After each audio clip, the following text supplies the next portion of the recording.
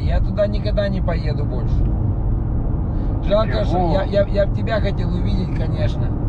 Но я не, понимаешь, мне оно не надо так сильно. У меня туда там столько подлых людей собралось в этом Бруклине, самых мне близких людей. Они оказались подонки. Я это говорю, я очень... А ты не обращай внимания. Дедушка, я внимательный. Я не могу внимания не обращать на подонков моих самых близких людей. А что можно сделать? Весь мир подонок. Это не смешно. Дедушка, Я говорю, весь мир подонок. ты сказал весь мир подонки и засмеялся. А у меня трагедия в жизни, а ты смеешься. Что ж тут сделать? Ну а что делать? Давай я буду сяду, скажу и буду плакать. Вот смотри, дедушка. Весь мир, ты видишь, подонки все. Дедушка. Весь мир такой. Дедушка, не нужно крайности. Крайности не нужны. Плакать тоже не надо. Но должны быть эмоции соответствующие. Ну, плакать тоже не надо, и смеяться не надо, ничего не надо, так неинтересно жить. Дедушка, эмоции должны соответствовать тому, что происходит. А они у людей не соответствуют. Не всегда. Должны соответствовать, если человек правдив сам с собой и не врет сам себе.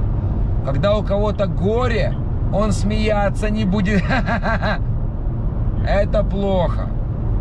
Когда у кого-то горе, а у меня горе, я потерял всю семью. Мне кажется, все так, как ты хотел, сделал. Ну, что должен Дедушка, быть, если тебе кажется, крестись. Перекрестись. Хоть не веруешь в Христа. А мне не кажется, у меня горе. А хотел или не хотел, поверь мне, я не хотел, чтобы так получилось. А я повстречал на своем пути подонков, людей, себя ведущих подло. Всех до одного, никто всех. Не виноват, никто не виноват. Бывает, Дедушка, Гитлер, дедушка, конечно же, виноваты они. Виноваты, и я виноват. Потому что не могу донести. А все остальные ржут. Это не смешно. Дедушка, не нужно впадать в крайности. Плакать тоже не нужно. Нужно к этому отнестись с должной серьезностью. А люди относились так, как должно было быть. Ты, вот знаешь, с тобой так говорит тоже, ты не слышишь, что я тебе говорю. И говоришь свое. Я слышу. И будешь отрицать. Будешь отрицать. Отрицать сейчас будешь, что... Я говорю, не слышишь, я слышу. А что я тебе сейчас сказал, ты помнишь? Да. Что, вот скажи мне, что я тебе сказал? Раз ты слышишь. А я не повторяю, Вот и мама тоже. А вы меня не слышите. У вас в мозгах такой переворот, каламбур, абракадабра, что хрен кто-то кого-то слышит. А я внимательный стал. Внимание обращаюсь, смотрю.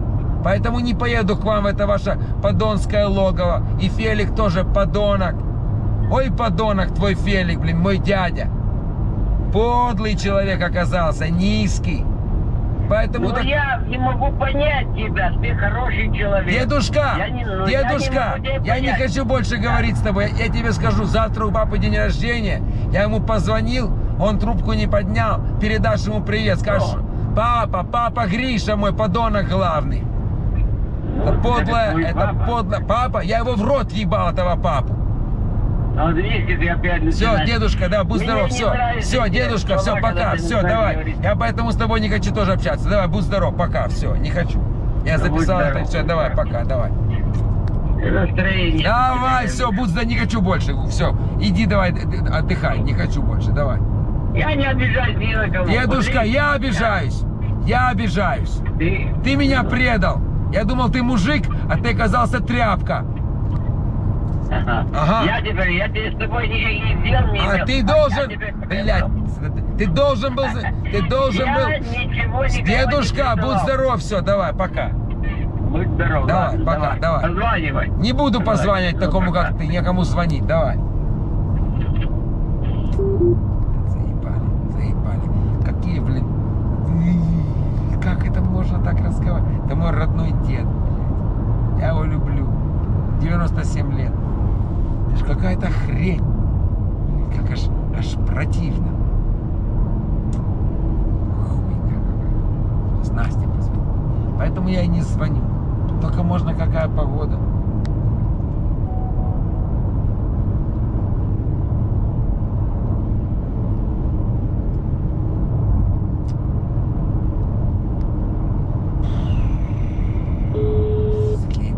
Такая гнев внутри, что можно долбануться.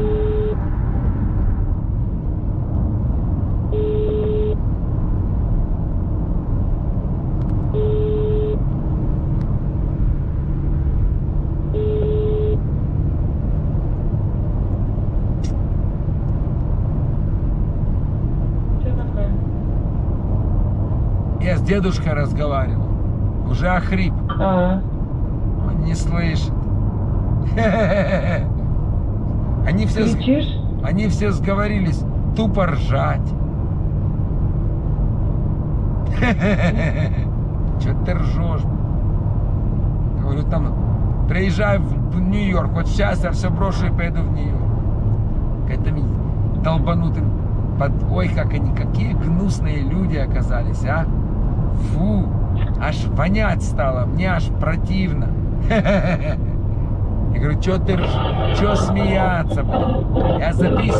Я это записываю, блядь, чтобы они посмотрели эту хрень. Он говорит, а что мне плакать? Почему сразу плакать? Ну зачем смеяться? Что только две эмоции есть, два действия, слезы и плач. А что, нельзя нормально поговорить? Что такие сразу же какие-то крайности? А что плакать? Нет, плакать тоже не надо. Я говорю, ты меня не слышишь, я тебя слышу. Я говорю, скажи, что я сказал, а я не люблю повторять. Бред такой. Не слышишь, что я ему говорю.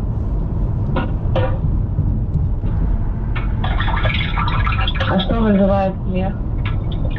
То, что я сказал, что там подонков целая стая в этом Бруклине, в Нью-Йорке. Ну ты, да. Очень смешно. Что вызывает у твоей мамы смех? Моей мамы стеснение вызывает. Стеснение, ни хрена себе. Такое стеснение, что она аж трубку потом бросает. Что у вас слышно? Ничего не слышно. Завтра мы тоже.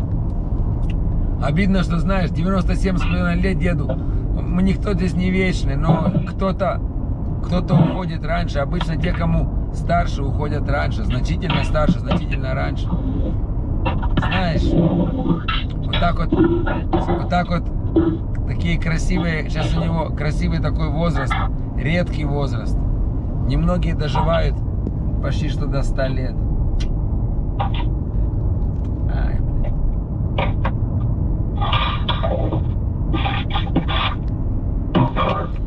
я могу сегодня тоже... Ну, ты хочешь сказать, что он тебя не понимает? Он же... Ты же говорил, что он больше всех тебя понимает. Он меньше, он не понимает. Нет, он вообще не понимает. Вообще.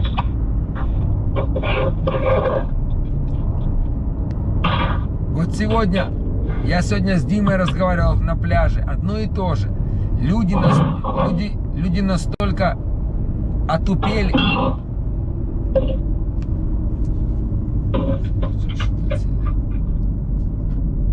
Алло. Да, сильно шумит. Люди настолько отупели, что они не хотят. Я одно и то же говорю 100 раз человеку, а они не понимают. Могу сказать 200 раз. Они не понимают. 300 раз. И они не помнят, что я это им говорил. Ни разу. Я говорил 100 раз что-то. Вот даже с тобой такое бывает. Говорю тебе там насчет того же самого там разных там обществ, строения общества. Ну, тяжелые такие, может, теории. Но дело не в этом. Говорю, я детей не вижу 3 года, 4 детей. Если бы если бы люди это осознавали, они бы себя по-другому со мной вели. Это люди осознать не могут, даже Иисус не может. Потому что Иисус детей не имел. А если он их имел, то почему-то это никто не зарегистрировал. Либо он обманул, либо кто-то, летописцы пообманывали, испугались. Святые не должны детей иметь. У Бога жены нету. У нашего еврейского Бога нет жены. И один сын, по теории вашей, которого он не смог спасти от мучительной смерти. Хорошая семейка. Без жены, дух летал. Иисус. Короче, дело не в этом. Дима мне говорит, я говорю, если бы люди понимали, там, если бы вот то, что у человека такое случилось, я не хочу себя жертвой делать, а может хочу. Не в этом сейчас суть. Есть такое понимание, что я из себя делаю жертву. Пусть будет так. Но мне идет ответ от Димы. А почему так получилось? Почему у тебя такое с детьми? Почему? И дед мне сейчас говорит, ну ты ж так сам сделал, ты ж хотел, ты так хотел. Я тебе говорил, что так будет. При чем здесь это? И ты, кстати, мне тоже так говорила. Говорила, ну а ты же, ты разве не чувствуешь, что ты тоже в этом принимаешь какое-то участие? Ты понимаешь, как это сюда оно вообще никакого отношения это не имеет. Кто, какое участие, кто что сделал, это сейчас не важно. В моих словах это никакого не имеет значения, понимаешь? Ну, я понимаю, но в данном случае должны все сплотиться. Понимаю, но. Видишь, но. Понимаю, но. А ты скажи, я понимаю и в данном случае. Вот попробуй так сказать, оно совсем по-другому будет звучать. Должны все сплотиться. Они не могут сплотиться. Иначе по-другому один человек это точно не решит. Потому что если бы это был один человек вместе с тобой решать эту проблему, это одно. Я сейчас, Настенька, я сейчас не говорю о том, как ее решить. Я сейчас не об этом говорю, я сейчас о решении не говорю. Я сейчас говорю о осознавании того, что я говорю этим людям, и осознавании, и о понимании, как правильно на это отвечать, как правильно это понимать. Они не понимают, что это значит, что я пытаюсь до них донести. Они считают, что у меня, я не знаю, я нес, и я ехал на машине и ударился в столб, потому что закрыл глаза. Или пьяный ехал. Я говорю, ты знаешь, я ехал на машине пьяный и ударился в столб. И вот сейчас я сажусь на машину, пытаюсь начать ехать и опять ударяюсь в этот же самый столб. Я не знаю, почему так получается, я постоянно бьюсь в этот столб. Уже медленно еду, все равно врезаюсь. Ну ты же понимаешь, ты ведешь машину в столб. Конечно, ты будешь биться в столб. Ясно. Теперь я буду объезжать столб. Все, спасибо большое. Вот это было бы нормально, если бы это было так. Но это не так. Это не так. Я пытаюсь сесть обратно в машину, вести ее ровно. Мне столбы прямо передо мной ставят. Падают столбы с неба. Я в них врезаюсь. Говорю, блядь, ну невозможно так вести машину. Падают столбы какие-то прямо передо мной. Вот сейчас я поговорил с дедом, упал столб. Бабам, я в него ударился. Нахуй мне такие. Я лучше вообще туда не поеду, в ту сторону, где такие столбы на меня падают. Прямо напротив меня столб падает. Я не могу успеть даже. Я думаю, сейчас я поеду медленно. Не, упал. Ну, ты понимаешь, это все другое. Так вот, когда я им это говорю, что у меня это такая хрень случилась. Я говорю, у человека горе, трагедия. А что плакать? Не, плакать не надо. Ну и смеяться не надо. Нужно постараться понять, услышать, поверить, простить, подать руки. Может быть, все от глупости, но ведь не все же мы дураки. Так вот, а они в это... Знаешь, в чем, ты понимаешь их ошибку? Ты, кстати, тоже ее допускала. И я, наверное, допускал в своей жизни эту ошибку.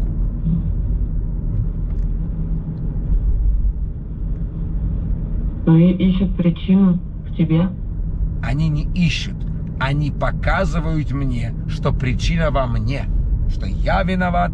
Ты знаешь, почему так получилось? Ты же это сделал. Во-первых, это не все так просто.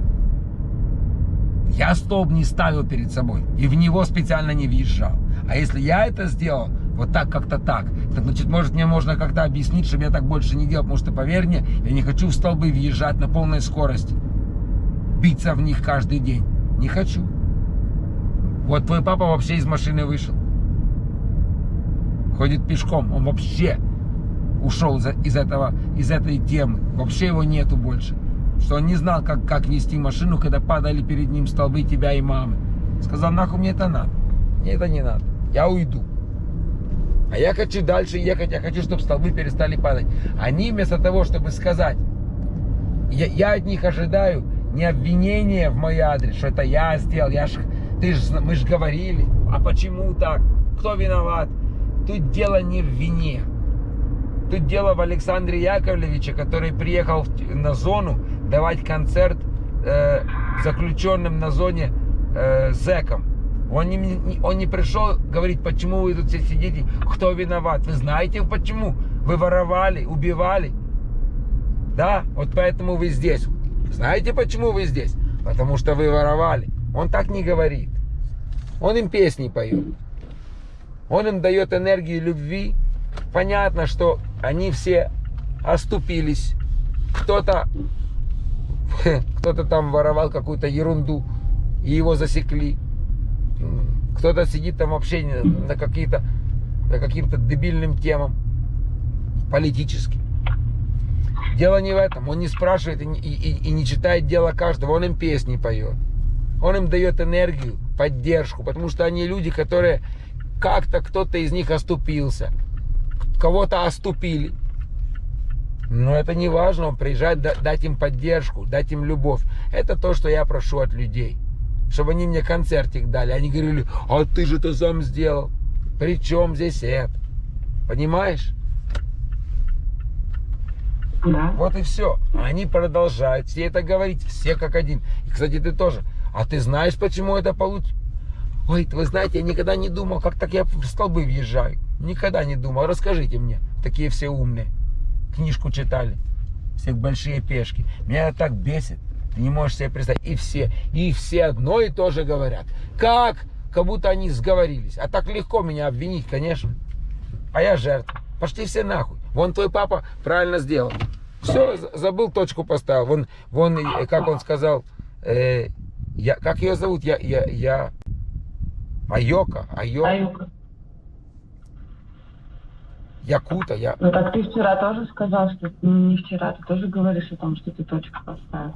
Как же, видишь, как же точку? Вот я об этом говорю сейчас. Вот я уже об этом. Твой папа о тебе не разговаривает. Он о тебе не думает. Ты не в его голове. Он тебя похоронил. Почти что. Так, на день рождения, вот сегодня 26-е, я позвонил этому дебилу. А он трубочку не поднял. Завтра хрена ему позвоню. Пусть языком там трясет на свой день рождения. Я не поздравлю. Я сегодня хотел ему позвонить. А завтра мы такие все прикольные. На день рождения поднимаем трубки. У папы, что ли? Ну да. А этот день меня зачали. Вот что главное в этом дне. Я был зачат. О, будем завтра отмечать. Так вот, я тебе расскажу один стих на эту тему.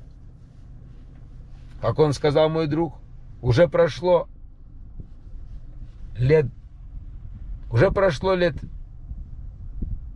10 после этого, 10, 20, 30, после, у него каждые 10 лет меняются слова. Уже прошло лет 30 после детства, как раз как мне сейчас.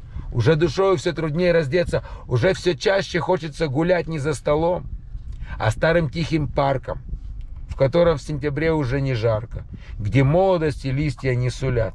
Уже старушки кажутся родными, а девочки как куклы заводные. И Моцарта усмешка все слышней. Уже уходят за полночь соседи, не выпито вино и торт не съеден. И мусор выносить иду в кашне. В дом наш как-то тучка забрела, и стекла со стекла. Мы свои дожди переживем, я да ты вдвоем. Уже прошло лет 20 после школы. Лет 30 после школы. У меня уже 30 после школы. И мир моих друзей уже не молод. Не обошли нас беды стороной. Но ночь темна, а день, как прежде, светел. Растут у нас и вырастают дети. Пусть наша осень станет их весной. Уже прошло лет 20 после свадеб. Уже не мчимся в гости на ночь глядя, и бабушек приходим навестить. На день рождения раз, и раз день смерти. А в третий раз, когда сжимает сердце желание внучатами побыть. Желание внучатами побыть. Уже прошло полжизни после свадеб. Друзья, не расходитесь Бога ради. Уже нам в семьях не до перемен. И пусть порой бывает очень туго, но все же попривыкли мы друг к другу. Оставим мельпомене горечь сцен. Давайте не стесняться старых стен. В дом наш как-то тучка забрела и стекла со стекла. Мы свои дожди переживем. Я да ты вдвоем. Хорошая рифма, стекла. Удачно подобрано. У меня эти слова еще с тех пор, когда мне было, наверное, когда эту песню услышал, наверное, 30 лет тому назад, да, примерно. И эти слова про бабушку, тогда бабушка моя была жива, и прабабушка была жива. На день рождения раз, и раз день смерти. А в третий раз, когда сжимает сердце, вот завтра день рождения, я буду ему звонить. Хуй я ему позвоню, блин. Я ему сегодня позвонил.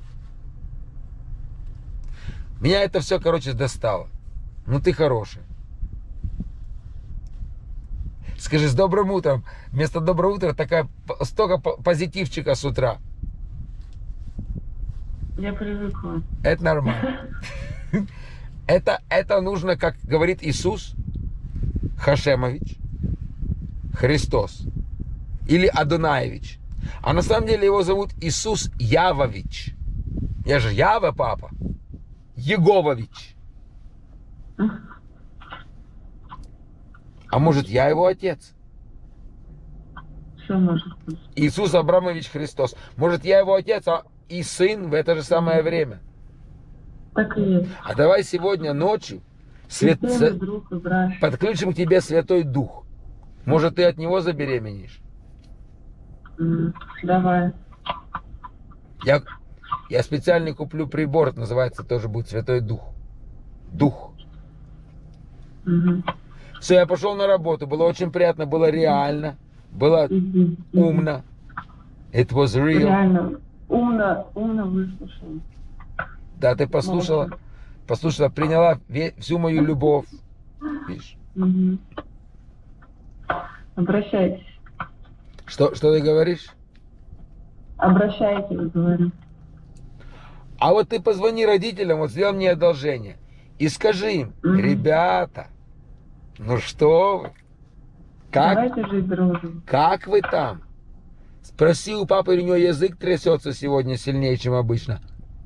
Вот так. Иди работай. Жуть. Спроси у мамы, или пока еще дверь ее вмещает. И пол еще держится. Спроси. Хорошо, сейчас узнаю. Чтоб так ненавидеть родителей, это же нормально так, а? Я такую ощущаю к ним, вот это вот внутри, что я тебе говорю. Когда я думаю, блин, вот тут нужно и сюда призвать Иисуса, чтобы он мне научил их любить. Я люблю. Но люто как-то ненавижу тоже. Ладно, я тебя целую, давай. Да, напиши, во сколько у тебя вылет? В 3? Я же должен пойти все успеть сделать, потому что мне мало времени осталось. Давай, побежал. Давай, беги. Давай. Видите, вот такая вот тема сегодня. Интересно. На канале.